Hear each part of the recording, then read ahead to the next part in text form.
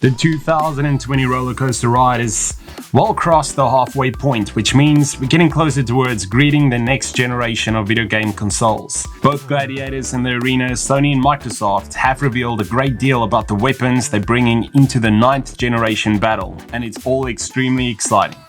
As we prepare to cross the fated threshold of yet another leap in graphical fidelity and gameplay innovation, we figured it's a nice opportunity to take a look back at the journey these nifty fun boxes we love so much has been through.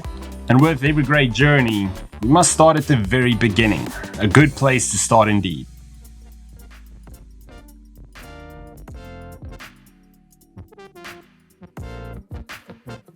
Although the first generation of consoles officially launched as products in 1972, the idea to make TV interactive is actually credited to an inventor called Ralph Baer in 1951. Although he never pursued the idea beyond a clunky interactive television set prototype he put together, it was to him the first remnants of the console industry turned to for guidance and wisdom. Fast forward to 1972, a company called Magnavox released the first official gaming console, the Odyssey.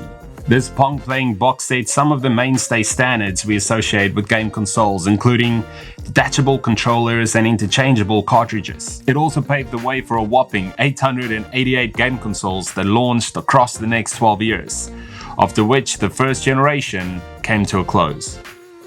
Merely 4 years after the release of the Odyssey, the second generation of interactive games you could play on the TV was already brewing.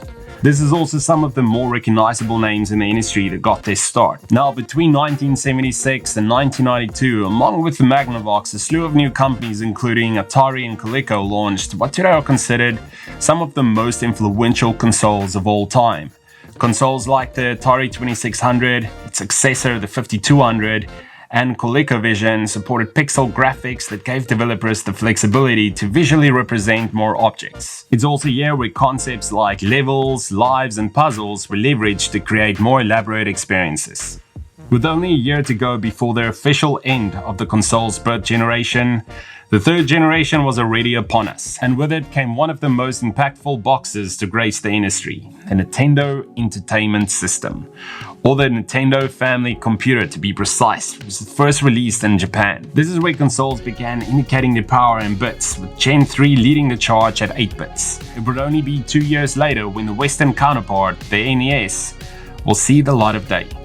The reason this generation was so impactful was how games were far more visually impressive compared to titles found on consoles like the Atari 2600. With more detailed graphics and animations, along with far bigger, more impressive game experiences, the third generation took the industry to whole new heights, whilst also seeing the death of a lot of projects from companies that were not able to make similar leaps. Now, despite lasting an impressive 20 years, the third generation swan song actually began only 2 years after the Western release of the NES, in 1987. The PC Engine, the first of Gen 4, was the first to be dubbed a 16-bit console.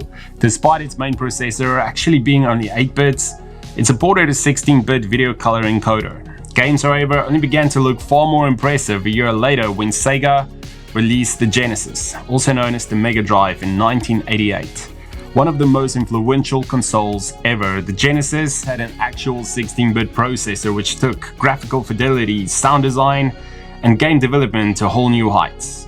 Nintendo followed suit with the Super NES 2 years later. From 1993 to 1999, the industry saw a dramatic shift in gaming technology, thanks to optical discs. Fifth generation of consoles were able to process games in 3 dimensions and delivering full motion video graphics for cutscenes.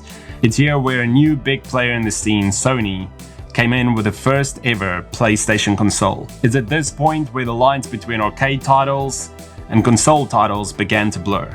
The sixth generation of consoles was a bittersweet time for the industry. On the one hand, it not only gave us some of the most memorable gaming experiences of all time, but also concluded Sega's run as a console maker. Despite bringing the arcade gaming experiences to our living rooms along with really influential titles, the Sega Dreamcast was the last gaming box the Japanese behemoth ever made. But where one dies, another rises to take its place, and this was also the generation where Microsoft entered the fray with the very first Xbox. The 6th gen of consoles was also the one to see the word bits disappear from marketing glossaries. The penultimate generation before the current Gen 7 was an interesting time for gaming consoles. With the advent of online playing graphics pushing boundaries like never before, the three giants in the market were taking a variety of approaches to differentiate the products from each other. The Nintendo Wii with its motion controls managed to dominate in sales as it grabbed the casual crowd like nobody's business, while Sony and Microsoft duked it out for the hardcore crowd. This is where Sony may have stumbled a little by attempting to use a cell processor that seemingly gave game developers a bit of trouble when making games for the PS3. The 8th generation is slowly entering its sunset phase, and while we all know how amazing it's been, with a few bumps along the way, it's important to consider the significance of how far the industry has come. Consoles now resemble their PC counterparts in terms of components more than ever. Games are seeing simultaneous releases across platforms at an astonishing rate. We even have a console that is both a handheld and a home-connected device, whilst being fully capable of running sprawling open-world games. It's truly a magnificent time to be a console gamer. We hope that you've enjoyed this little trip down memory lane. Like you, we're extremely eager to see what the future holds for the industry that has shaped many people's lives through some of the best entertainment experiences of all time.